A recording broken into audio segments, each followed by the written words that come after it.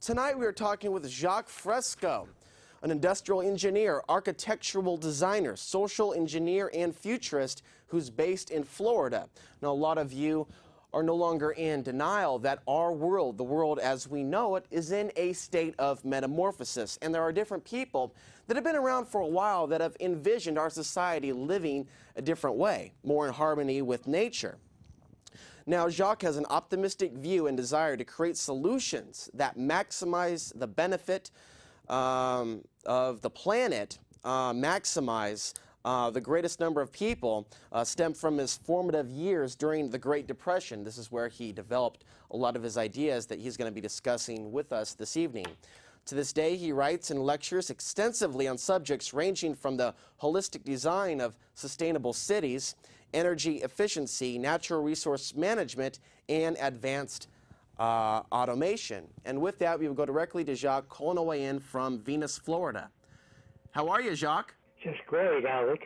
Well, thank you for joining me on the broadcast tonight. I brought you on to describe to me and my audience a little bit about the Venus Project and what it is. Well, first I'd like to mention that William Jacque has just released The Future by Design, a documentary which will be available at www.thevenusproject.com for those of you that wish further information.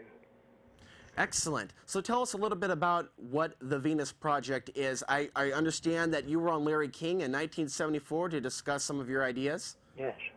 Tell us a little bit about that. Okay, the Venus Project is essentially a resource-based economy, meaning where no money is used. As long as you use money, as long as few nations control most of the Earth's resources, you're going to have war, recession, continuously. It's never changed. I want to say this. Whenever you hear the words democracy and freedom, watch out. It means you don't have it. Whenever you hear the word civilization, you don't have it yet. We are not civilized as long as we have war, prisons, police, crime. There's something dreadfully wrong with our culture. And what the Venus Project proposes to do is to declare all of the Earth's resources as the common heritage of all of the world's people and remove all the artificial boundaries that separate people.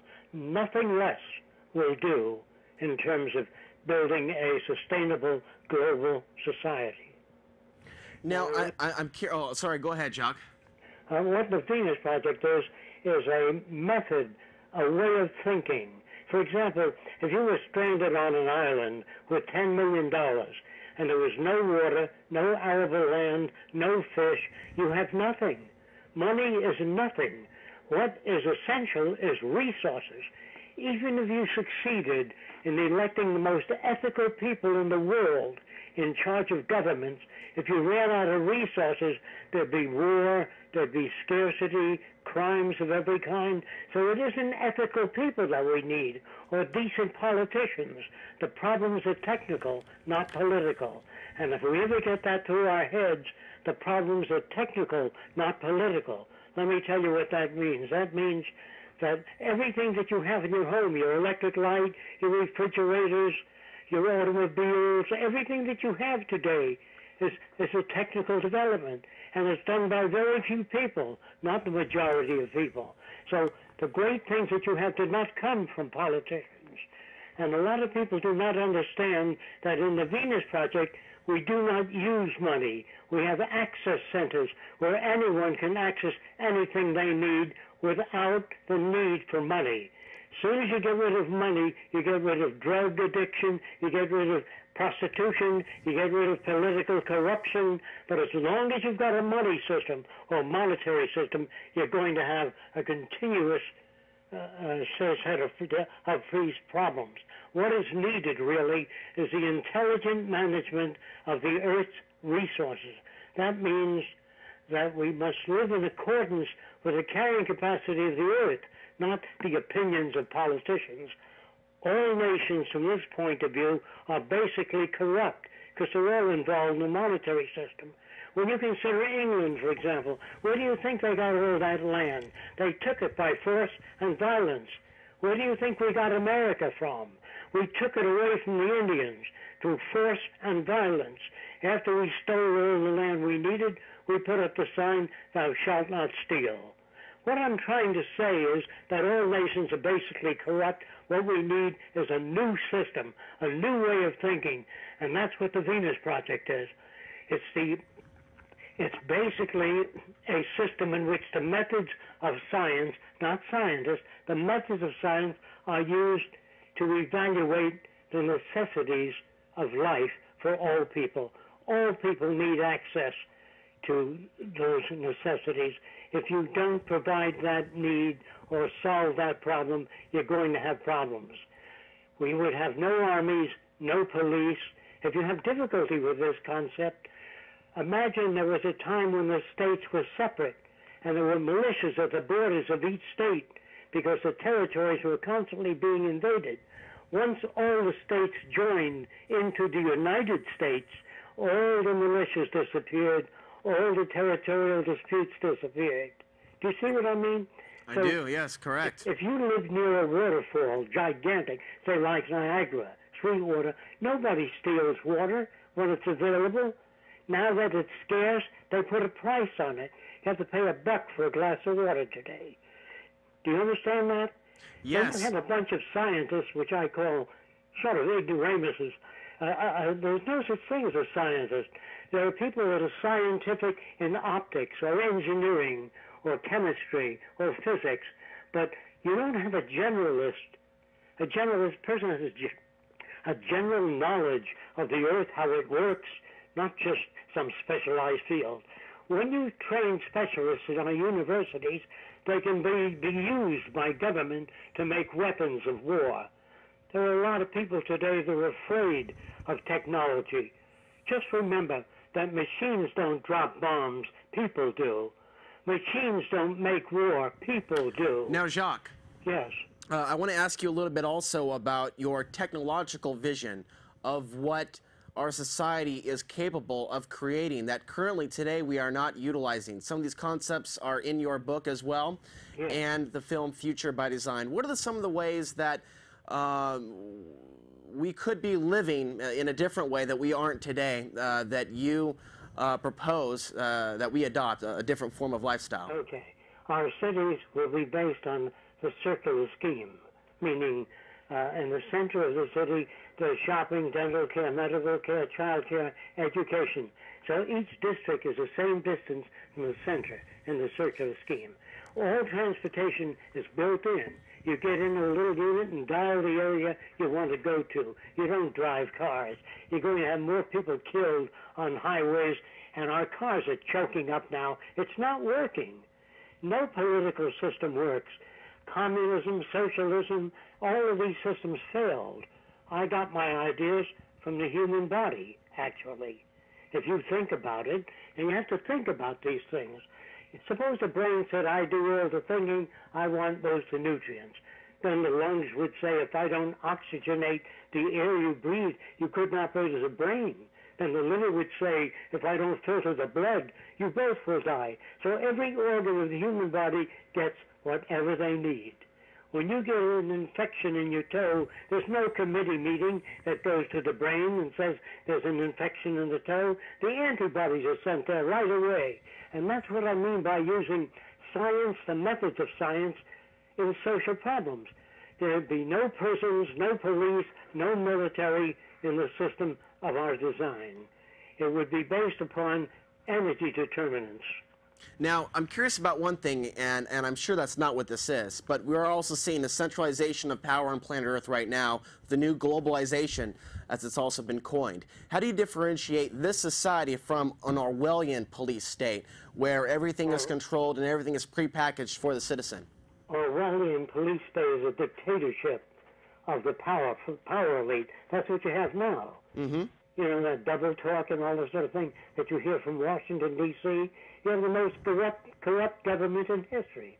You've never had a democracy. In other words, it's an illusion. You can't have a democracy unless children have access to good, nutritious food, health care, and equal opportunity for education. That does not exist in our country. And as long as that does not exist anywhere in the world. You don't have a democracy anywhere in the world. You don't pick the people for political office. They are picked by the establishment. And what is taught in schools is to honor and protect the system. People are elected not to change things, but to keep things as they are, so that the elite, that is American industry, can maintain global control and this is what everybody's after, control of the global resources. Soldiers, of course, are all duped. They don't understand that.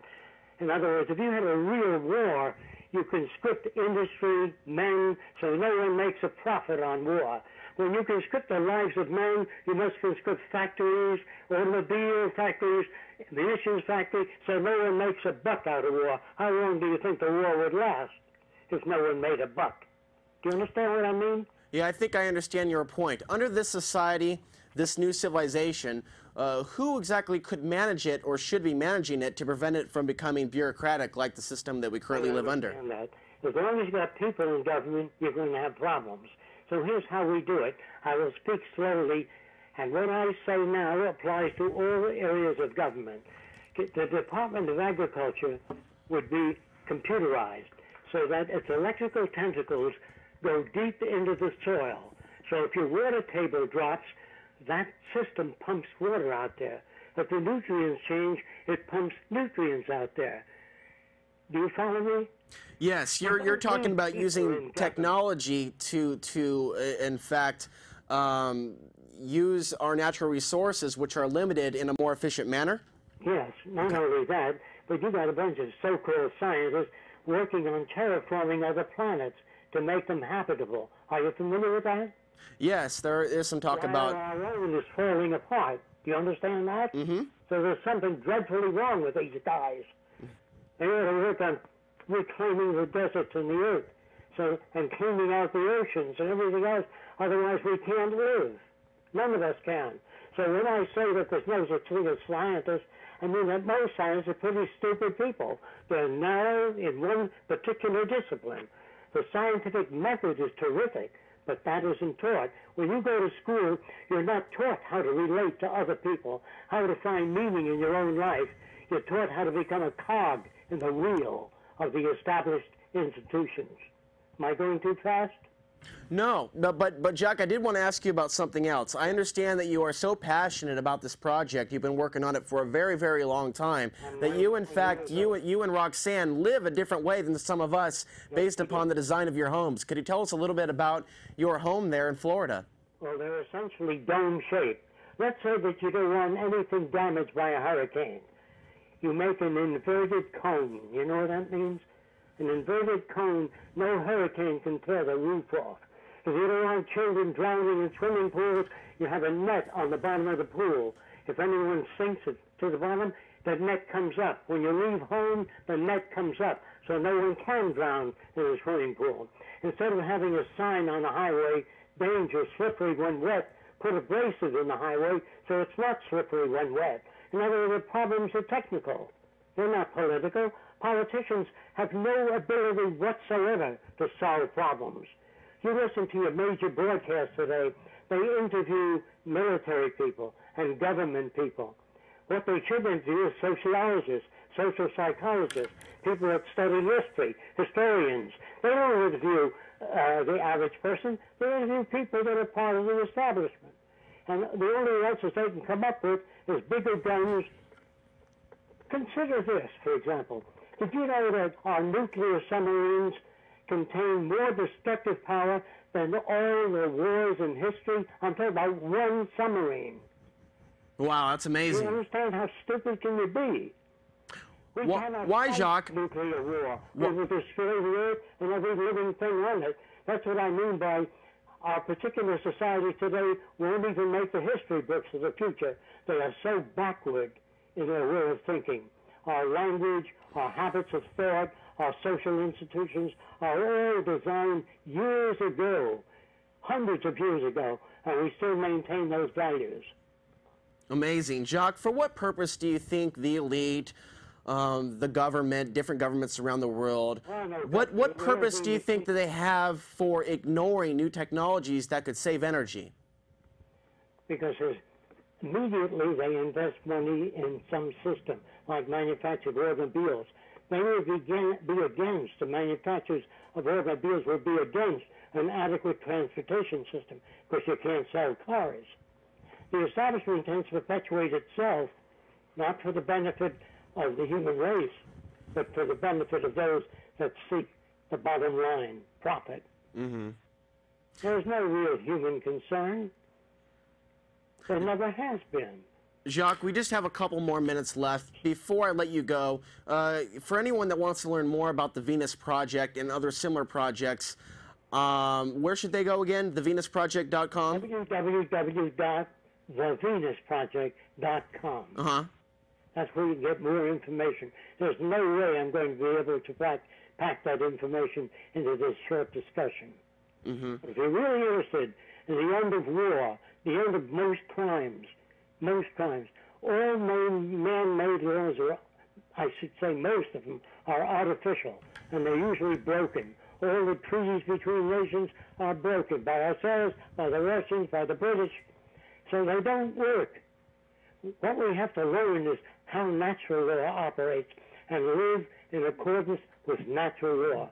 If you don't get enough sleep and eat nutritious foods, you get sick. Mm-hmm. What I mean is, let's find out how we relate to the earth. And we must design our cities in accordance with the carrying capacity of the earth, not Fresco's opinions.